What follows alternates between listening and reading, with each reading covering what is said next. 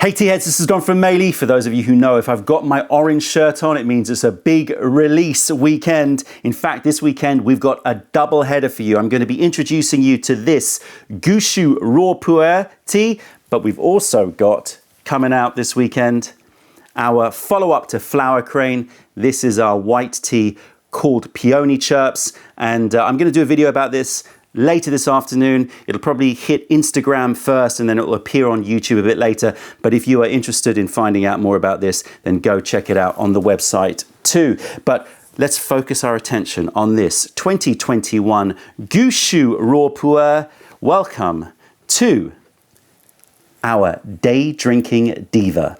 Here she is, our chimpanzee here hanging from the lights, having a wild time at a cocktail bar. You can see the cocktail bar in the background with all of the bottles. She's basically standing or hovering above the bar, swinging from the lights, singing her heart out, clearly a little bit inebriated, a little bit drunk, and having a great time during the day. This is the Day Drinking Diva, and I'll explain more about the artwork as we get into the tea. Quickly scope this tea. This is season April 2021. This is the cultivar, the Daejong variety. The origin on this is a blend. This is a blend of two very famous western Sichuan mountains, very, very much loved by us. This is a blend of Nanwo with all of that wild tropical fruit taste. If you've tasted Canopy Flasher before, then you'll know a little bit of the feel of the Nanwo forests. And the other mountain is the forests of Herkai. So Herkai and Nanwo blend. Herkai has a very deep, creamy character in general, to my taste at least. This is Gushu pu'er. Well, the estimated age of the tea trees from Nanwo is around 200 years old, and from Herkai between 150 to 200 years old. So it's very old tea tree material moving into Gushu material. Let's see what it's like. So I'm just going to put this to the side. Open it up. My first tasting of this tea. And there you go. You can see lots of buddy material here. So the picking on this is going to be buds and larger leaves. Elevation on this tea, the Nanwo is around 1,400. The Herkai is around 1,700. So high elevation material, old tea tree material. You know how we do.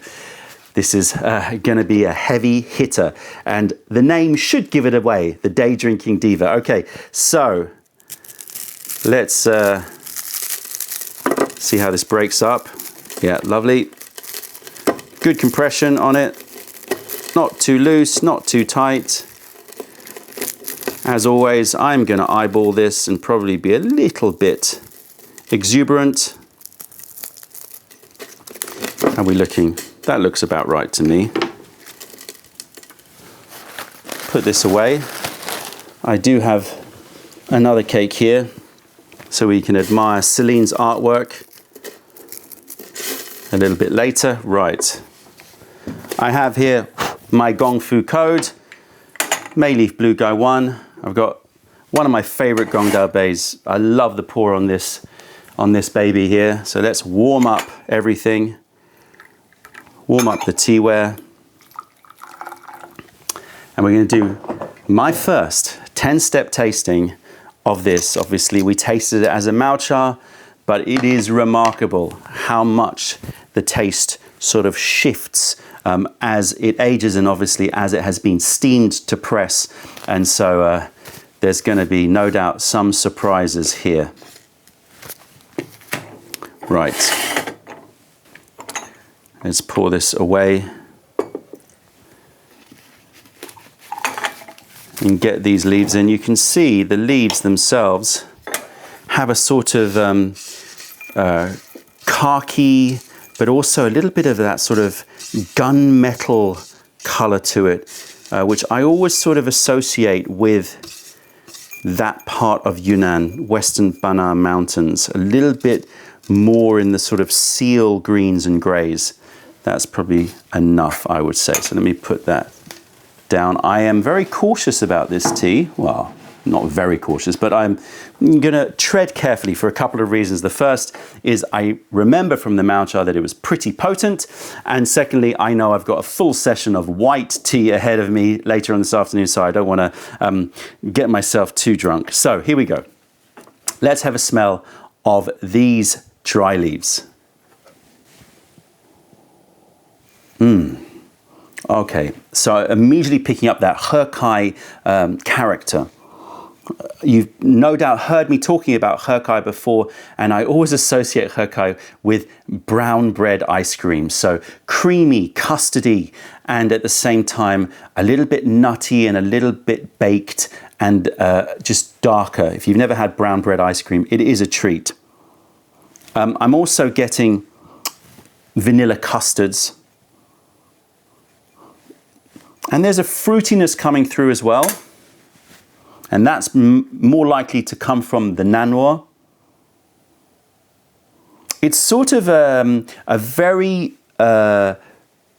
muted kiwi aroma. So kiwi you'd probably associate with being quite a bright aroma. So just it's like in the background, a little bit of a kiwi note, but lots of custards, lots of forest honeys. A funk to it. I've said this many times, probably with Herkai as well, sort of salty summer skin. So a little bit sort of a sort of perspiration, but fresh perspiration note to it. Really, really lovely. I'm going to give the cat here this water. Right, let's check our temperature. Needs to be boosted up. So yes, we're going to be brewing this at 95 degrees. My standard recommendations are about 5 grams per 100 ml container. This is 150. I would estimate here that we've got in the region of about 8 or 9 grams of tea. The color of the leaf, as you can see, more in the gray, greens and khakis. And that is something that I do associate with this part of Yunnan, and quite fine leaves. Nothing huge, no big leaves. It's again a very fine picking tea. Now, it's not just about the picking though. It's just this area. The variety of the Daiyezhong tends to be, in my experience, a little bit smaller. This is picked in April 2021, so nice early picking. So we're going to give this a rinse.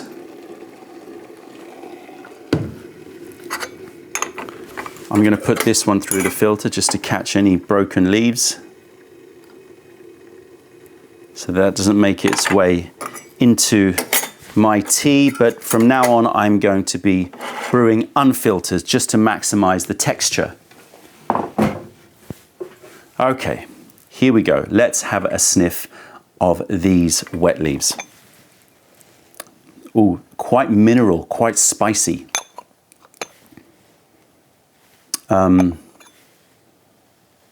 Wet rocks.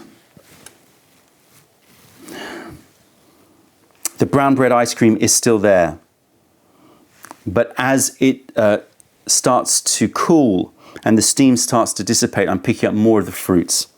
I'm getting satsumas, not quite as intense as orange, a bit lighter, but yeah, in that sort of satsuma mandarin note. I'm getting juniper berry. And one of the reasons why we had the day Drinking Diva drinking at a cocktail bar is we picked up a lot of those botanicals like juniper berry that would be used in the making of cocktails. And you can see, where is it? She has a drink here.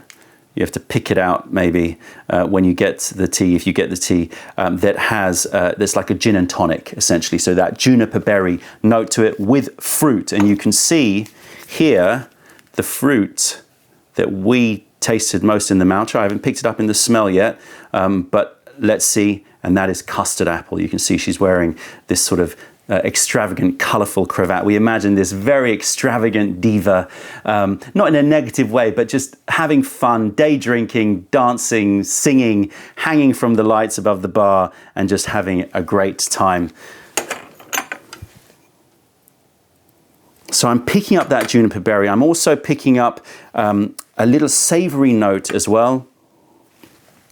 Green savory note. It reminds me a little bit of, in China they have these salted greens that you mix in congee and what you can have with just plain rice. I think they call it pickled greens, but it's not, it's more salted greens. So I'm getting sort of salted, I don't know which greens it is, maybe it's mustard greens, but I think you can have a variety of different greens. So there is that green note to it, mixed in with honeys, brown bread ice creams, that satsuma orangey note, and juniper berry. And I am starting to pick up now that custard that I was smelling in the dry leaf is moving more into, yeah, custard apples. So I'm glad that I'm picking that up. I expect that I will taste it more because it's more of a creaminess in the taste. Okay, we're going to brew this for about 20 to 25 seconds. And as I said, I'm going to be a little bit more cautious with this tea than perhaps you're used to for those two reasons, because I remember it being a heavy hitter and I know that I have got 2 big sessions coming up. Just feel it out. It's always important when you do these, when you're brewing. Don't follow the guidelines to the letter. Feel it out. That's what I recommend. Okay, I think that that's a good brew. We will see when I pour this into my little whiskey taster cup here.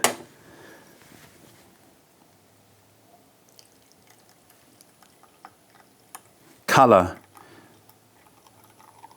a lovely, I would say, golden peach color. Oh, it's very hard to see with my orange shirt in the background. So let me see if I can give you a little white card behind just to help you to see the color, although that might affect the exposure. But can you see that? A peach gold color. Okay. The smell coming off it is exactly how I remember this blend, because PuErhy, I remember, had this very deep, creamy, dessert-like quality to it, but a little bit of the muskiness as well, and the woodsiness. And then the Nanwo had all of this wild forest and tropical fruit taste that we associate with Nanwo. And when we created the blend with the Maocha, we really felt that those two elements worked very, very well together. And I'm getting that. I'm getting this wild forest smell and creaminess and depth and fruits as well. So the whole spectrum of the forest. And that's one of the advantages of blends versus single forests or single mountains. Obviously, single mountains are great because you get to really assess the specific terroir of that area and the producer's involvement. But when you do a blend, you can start to create some really interesting spectrums of flavors. Okay, here we go. Let's have a taste of this.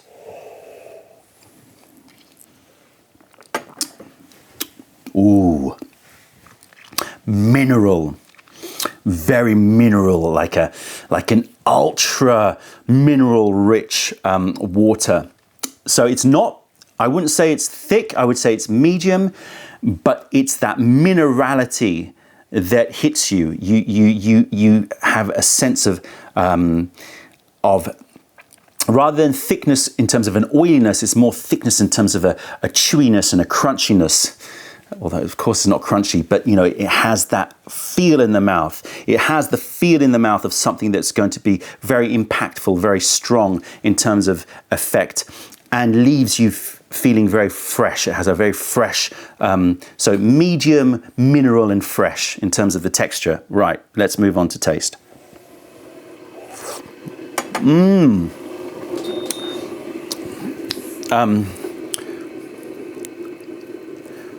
Little bit of treacle. So the brown bread, ice cream, moving to treacle, those sort of notes are pretty matched up. Forest honeys, I would throw all of that in the same area. Definitely picking up those botanicals, a fleeting botanical bitterness that you would associate with cocktails, like those little bit of bitters, juniper berry, and it dissipates very well. The mouth sensation is very, very strong, very, very physical, quite pulling, and then it dissipates into a... Currently I'm getting more pears than custard apples, but it's moving in that area. So fruity, but a little bit creamy. And the caramel note that we were talking about, the treacle note, marries very, very well with that. So the movement from deep caramel into fruit works well, because it's almost like caramelized pears. You know, imagine like a caramelized, so dark caramelized pears. Definitely picking up that gin, botanical, juniper berry. It tastes very cocktail-like, because you're also getting lots and lots of fruits. And just like Canopy Flasher, I'm picking up more of those creamy fruits. A little bit of banana, a little bit of... not quite moving into the full impact of durian, but the creaminess, the custardiness of durian and those custard apples. So pears, custard apples, bananas, durian, they all, in my view, sort of live in a similar place in terms of the tone and the notes that you can that you would describe as those fruity notes. And if I haven't made it very clear, mineral, impactful, physical, not for the faint-hearted.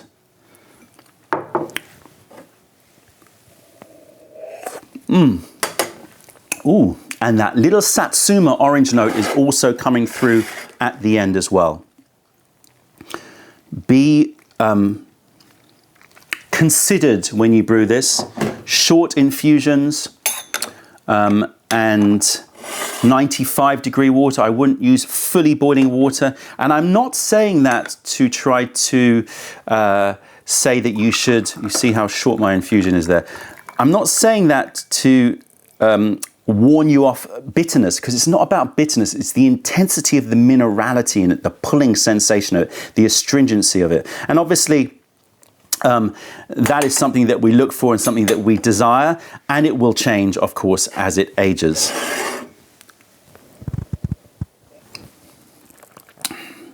Yeah, a little banana note happening, which I don't recall from the original Malcha. So it has developed more of the creamy fruitiness.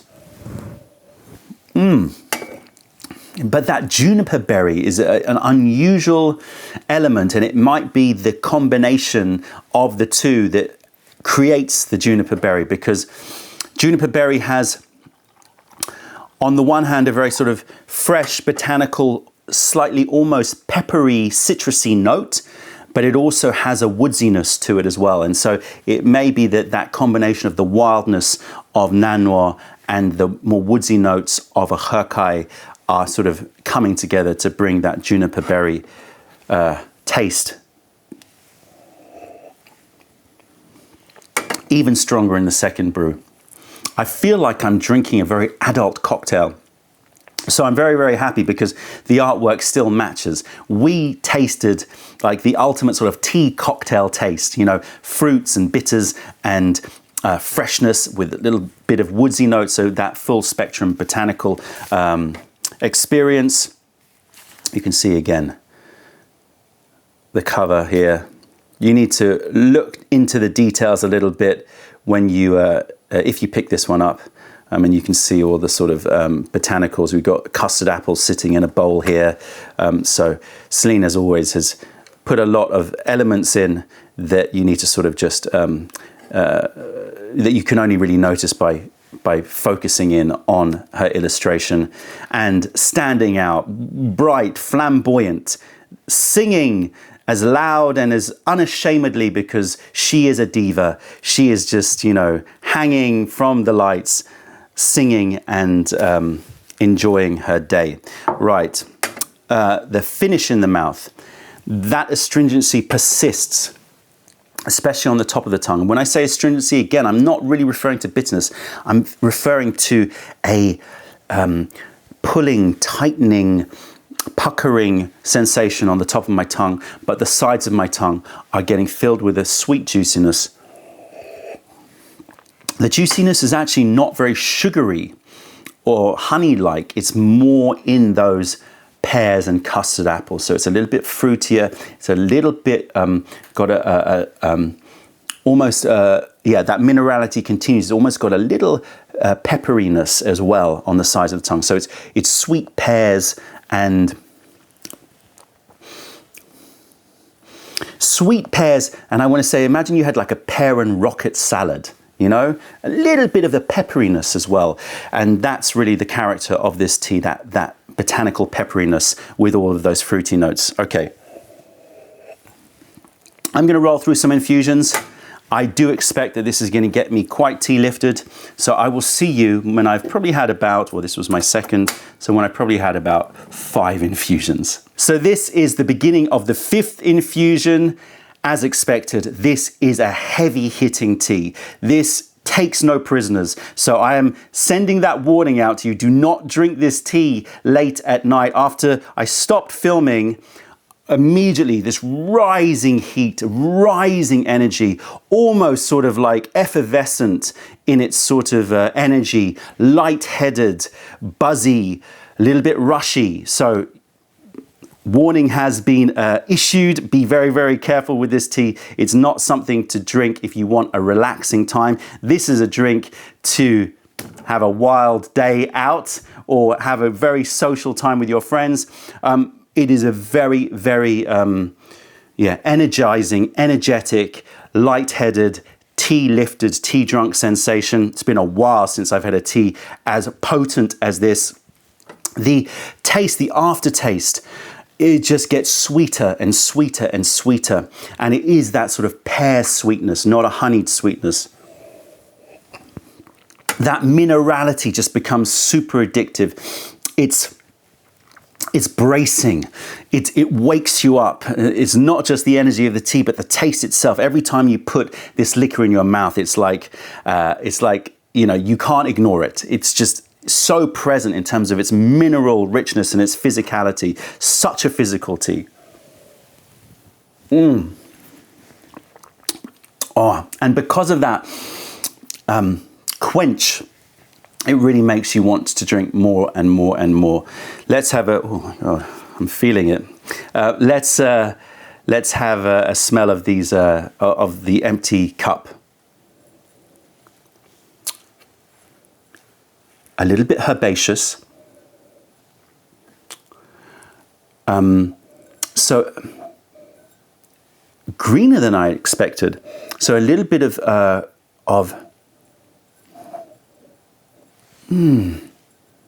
don't want to say cut grass because it's not cut grass, but just a meadowy green smell.